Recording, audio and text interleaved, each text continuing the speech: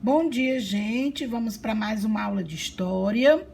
Hoje nós vamos dar continuidade à Era Vargas, com o capítulo 8, o Estado Novo. Então, as eleições para escolher o sucessor de Vargas ocorreria em 3 de janeiro de 1938. Apesar de apoiar as eleições, Getúlio Vargas preparava nos bastidores um golpe para permanecer no poder com o aval dos militares. Então, desde a intentona comunista, lá em 1935, a Aliança Nacional Libertadora, que era a ANL, ela estava desarticulada no Brasil. Mas, mesmo assim, a ameaça do perigo vermelho, que era o comunismo, continuava sendo útil para justificar as medidas repressivas de Getúlio. Então, em setembro de 1937, os jornais publicaram a descoberta de um plano, o Plano Quem, um suposto plano comunista para tomar o poder no país. Na realidade, o plano foi regido pelo capitão Olímpio Mourão Filho, um integralista, chefe do serviço secreto do Exército, como pretexto para o golpe que manteria Vargas no poder.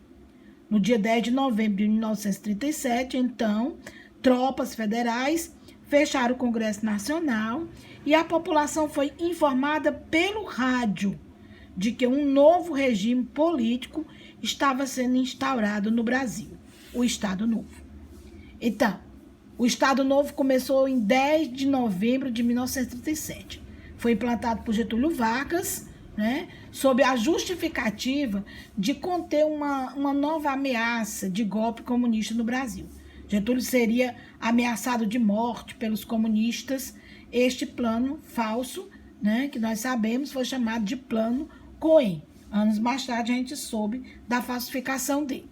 Então, para dar ao novo regime uma aparência legal, Francisco Campos, aliado político de Getúlio, redigiu uma nova Constituição, inspirada por itens das constituições fascistas, italianas e polonesa. A Constituição foi chamada de Polaca, pela origem polonesa dela. Então, a nova Constituição ampliou os poderes presidenciais, dando a Getúlio Vargas o direito de intervir nos poderes legislativo e judiciário. Além disso, os governadores estaduais passaram a ser indicados pelo presidente. Outra modificação com a Constituição foram a extinção dos partidos políticos, a censura aos meios de comunicação e o fechamento do Congresso Nacional.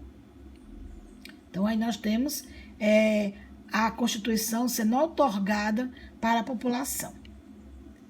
O Estado Novo estabeleceu-se como estado de emergência, que ampliava ainda mais os poderes do presidente, admitindo que o Estado entrasse à força nas casas, prendesse indivíduos supostamente desfavoráveis à forma de governo vigente e os banisse do país. A pena de morte passou a ser o castigo para crimes considerados políticos. Então, as Forças Armadas começaram a exercer o controle sobre as forças públicas, com o apoio da polícia secreta.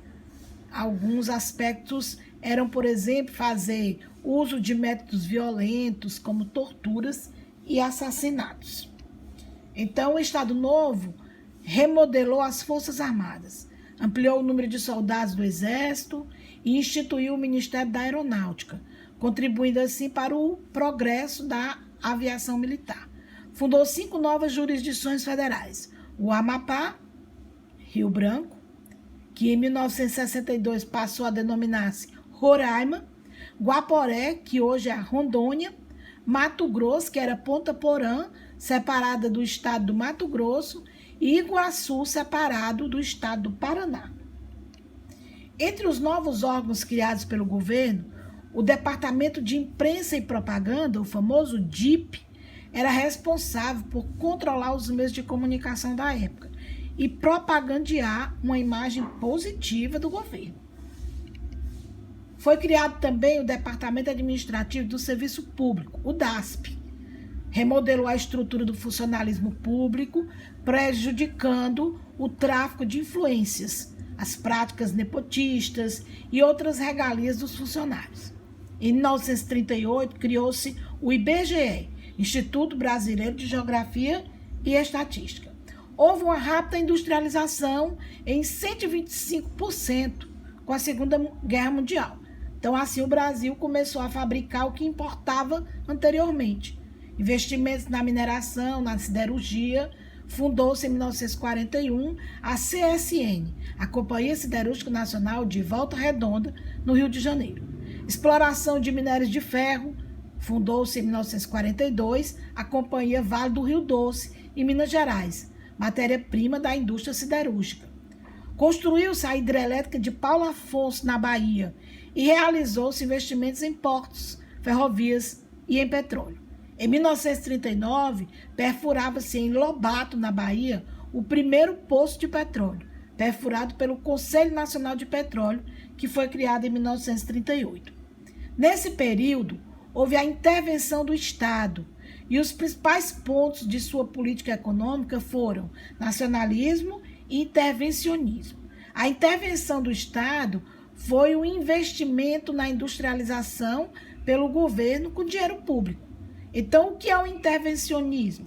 É uma doutrina que prioriza uma intervenção do Estado nos negócios privados. E o que é o nacionalismo? Ele está voltado à idolatria da pátria, de forma a causar uma certa paixão no cidadão pelo país. Então, houve a alteração da moeda nacional de R$1.000 para cruzeiro. O crescimento industrial fez a rápida urbanização brasileira e assim a classe do operariado cresceu. E em 1943 é criado a CLT. O que seria a CLT? Consolidação das leis trabalhistas. Quais eram seus principais pontos? Jornada de 8 horas de trabalho, descanso semanal remunerado, férias remuneradas, assistência médica, indenização por demissão sem justa causa, salário mínimo. Então, a concessão desses benefícios aos trabalhadores iniciou uma política prática chamada de populismo, né? Quando Getúlio é aclamado o pai dos pobres. Então, o populismo era uma forma de governo que procura se agradar ao povão. Então, durante o ano de 1943, um documento intitulado Manifesto dos Mineiros, assinado por intelectuais e influentes figuras políticas, exigiu o fim do Estado Novo e a retomada da democracia no Brasil. Acenando favoravelmente a essa reivindicação, Vargas criou uma emenda constitucional que permitia a criação de partidos políticos e anunciava novas eleições para 1945. Nesse meio tempo, surgiram as seguintes representações partidárias: o Partido Trabalhista Brasileiro, o PTB, e o Partido Social Democrata, o PSD, ambos reduto de apoio a Getúlio Vargas. A União Democrática Nacional, que era a UDN, era uma agremiação de direita opositora a Vargas, e o Partido Comunista Brasileiro, o PCB. Em 1939, com o início da Segunda Guerra Mundial, uma importante questão política orientou os últimos anos do Estado Novo. No início do conflito, Vargas adotou uma postura contraditória. Ora apoiava os países do eixo, ora se aproximava dos aliados. Com a concessão de um empréstimo de 20 milhões de dólares que os Estados Unidos fez ao Brasil, isso conquistou o apoio do Brasil para os países do eixo. Então, a luta do Brasil contra os regimes totalitários de Adolf Hitler e de Benito Mussolini gerou uma tensão política que desestabilizou a legitimidade da ditadura de Vargas. Então, Segunda Guerra Mundial, 39 a 45, Brasil declara guerra ao eixo em 1942. Isso por quê? Porque os seus navios foram afundados, né? Então, ele enviou tropas à Itália, tropas da Força Expedicionária Brasileira, criada em 1944, com um total de 25.300 soldados. Homens, né, que estavam sob o comando do general Mascarenhas de Moraes.